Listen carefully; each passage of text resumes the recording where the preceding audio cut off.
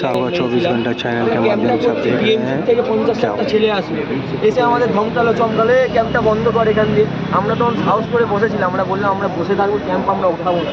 তারপরে 50-60 জন চলে গেল, আবার 5 মিনিট পর আসলো, ওই 50-60 জনের ভিড়টা হয়ে গেলো 200-250 জন। সিএ ক্যাম্প, মানে সিএ থেকে নাগরিকত্ব দেওয়া হচ্ছে,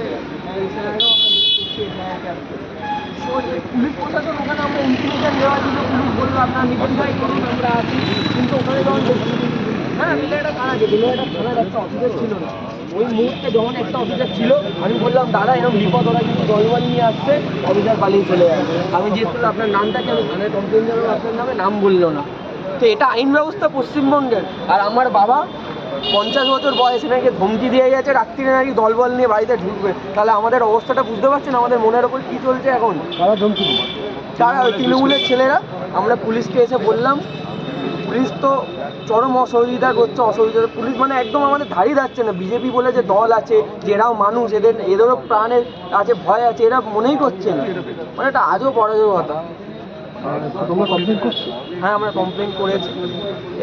এই সম্পূর্ণটা এইসব ছেলেপুলেদের পাঠিয়েছে, এর সবার পেছনে তৃণমূলের বড় হাত আছে। জানি না লোকাল নেতা আছে, কাউন্সিলর আছে হয়তো। এখানে দুষ্কৃতি করে বেড়ায় অনেক ছেলে আছে, নাম করে বলতে গেলে এখানে ফটোকপি বলে দুটো ছেলে আছে, একটা রতন সিং বলে কি একটা ছেলে আছে, ওনারাই মেনলি এইগুলো করে বেড়ায় এই পুরো ওয়ার্ডে। হ্যাঁ এইগুলো কর্মীরা, আমরা যে কটা কর্মী রয়েছে আমরা সাহস করে লড়ছি, আমরা ক্যাম্প কোথায়নি, আমরা ওখানেই জিনিসপত্র এখনও পড়ে আছে আমাদেরও। আমরা চাই যেন পুলিশ আমাদের সহযোগিতা করুক, আমাদের যেন বিচারটা দিক।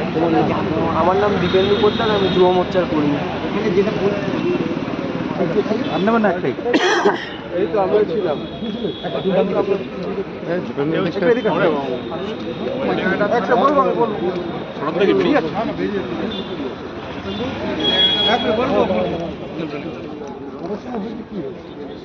মিনিমাম হয়েছে তখন 7টা 7:30 বাজে। আমরা তো ওনার পারমিশন নিয়ে এসআইআর দিয়ে একটা ক্যাম্প করছিলাম, যারা ফর্ম ফিল আপ করতে পারে না তাদের সহযোগিতা করার। কিন্তু তার মাঝখানে কিছুক্ষণের মধ্যে দেখি 75-এর দিক থেকে মিনিমাম 50-60টা ছেলে আসে, এসে যারা আমাদের টেবিলে বসেছিল তাদেরকে চমক দেয় 5 মিনিটের মধ্যে তুলে দিতে হবে। তারপরে তারা কাউন্সিলর পার্টি অফিসের দিকে যায়, আবার ওখান থেকে রিটার্ন আসে এটা চলবে না, কেউ ব্যানার খুলছে, কেউ ব্যানার নিচ্ছে, কেউ মাইকের চোখ খুলছে, মানে টেবিল চেয়ার তুলে দিচ্ছে। একটা বিশৃঙ্খলার ব্যাপার, সবাইকে বলে যাচ্ছে ছবি তুলে নিয়ে যাচ্ছে, তোদেরকে দেখে নেবো, এই করে দেবো, মানে কি বলবো যে প্রাণহানির ধমকি দিচ্ছে। তৃণমূলের কাউন্সিলরের অনুগামীরা ছিল, তার যে দুষ্কৃতী দল তারা ছিল, বিশ্বাসেরই লোকজন ছিল। এখন এরকম পরিস্থিতি মানে পশ্চিমবঙ্গে অরাজকতা, আপনি কারোর নাম নিয়েও বলতে পারবেন, মানে অন্যায় করে গেল তার নাম নেওয়া যাবে, আপনার জীবনহানি হতে পারে। আমার নাম সৈকত দাস। না, আমি হচ্ছে মাদার কমিটির আছি, সেক্রেটারি।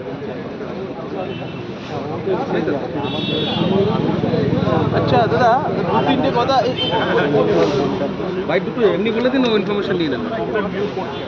আচ্ছা, আমি 2-3টে কথা বলতে চাই, আমি তাকে বলতে পারি। ওখানে আমাদের আপনারা সবাই বুনিয়াদি বলে স্কুল আছে, ঠিক আছে, বুনিয়াদি বলে স্কুল আছে, ওর সামনে ঘুমটির মধ্যে চালানো হয় 7টা, এমনকি যারা আমরা ওখানে যে ক্যাম্প করেছি তার পাশেও ওই ঘুমটি আছে, ঠিক আছে। তো এইটা আপনারা হাইলাইট করুন। আজ এটা আলাদা, ঠিকই বলছেন, এটা আলাদা, এটা আজ হোক, ওইটা আলাদা ব্যবস্থা হবে।